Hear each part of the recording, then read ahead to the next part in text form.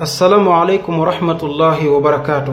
góor gu baax a ngi nii goo xam ne ab liggéeyam mooy defar basang di ko jaay waaye nag jàkka jum gis amul basang mu defar basang yóbbu fa te du laaj benn dërëm. waaye nag genn guddi mu tëdd di nelaw daldi gént digg gannaaw gi fees dell ak ay raisin. nit ñi ñëw dagg ci di lekk waaye nag lu ñuy dagg-dagg du tax mu jeex ba am na ñuy dagg sax di def ci ay siwo ak i pàndi yóbbu. gént gi nag mu bari lu mu koy gis lool ci ay nelaw loolu jaaxal ko ba tax mu dem ci genn kilifa gu mag di sàkku ngir mu leeral ko géntam gii. kilifa googee laaj ko ndax am nga njaboot. góor gi ni ko benn doom bu góor dong laa amagum bu am 2 at tudd Mahmoud. kilifa gi ni ko fexeel Mahmoud moomu nga yóbbu ko ca daara ja mu jàngi alquran ndax yàlla mën na ko defal mbir. góor gi jël doom ja yóbbu ko ca daara ja mu jàngi waaye nag ci at yu néew lool doom ja mokkal na alquraanul karim. baayam toog di sant yàlla.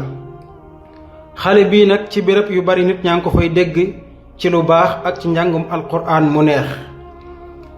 waaye nag xale bii ci mboole mi béréb lu mu dugg rekk yàlla def ci barke bu baree bari. moom xale bii ma leen di wax nag mooy ki njëkk a jàng kaamilub alquraan ñu def ko cib kaset ci njàngum xafs ci mboolem àdduna bi moom mooy ki ko njëkk a def moom xale bii. waaye nag moom mii nga xam ni moom moo ko njëkk a def ca àdduna maa nga jàng njàngum xafs ca atum 1961 ci la njëkk a jàng njàngum xafs bi. waaye nag yemut ca jàng na sax njàngum warsh cib kaamil ñu def ko ci kaset ca atum 1964. béréb yu bari ci àdduna bi taxaw na fa jàng fa alquraanul karim te mooy ki ko njëkk a def. fële ca Nations Unies moom mii moo fa njëkk a taxaw jàng fa alquraanul karim mooy ki fa njëkk a noddu tisbaar ci seen kanam ñoom ñépp ca atum 1977.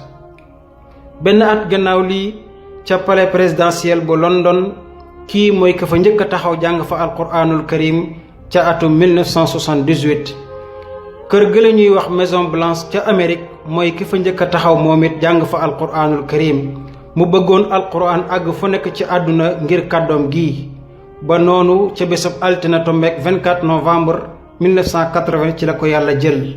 kii ma leen di wax nag mooy Mahmoud Khalil al Husari mooy ki ñépp xam ci njàngum alquraan bu neex boobi. baayam moo daan defar basang daan lal ca jàkka ya ngir yàlla looloo sabab doomam ñu di ko dàkkantale al Husari maanaam ko jóg basang ga. kon képp ku màggal béréb yu nuy jaamoo yàlla màggal saw tur ba mu kawe lool te bu yowmal qiyaamee yàlla fay la pay gu rëy muy aljanna ju kawe lool. mbokki jullit yi góor gi ma leen di nettaleen nga xam ni moo doon defar basang di yóbbu ca jàkka ya ngir yàlla faye na ko doom ju ñépp xam ci njàngum alquraan mu set te wér. doom joojooy mooy boroom kàddu gi ngeen di dégg. من عمل صالحا من ذكر أو أنثى وهو مؤمن فلنحيينه حياة طيبة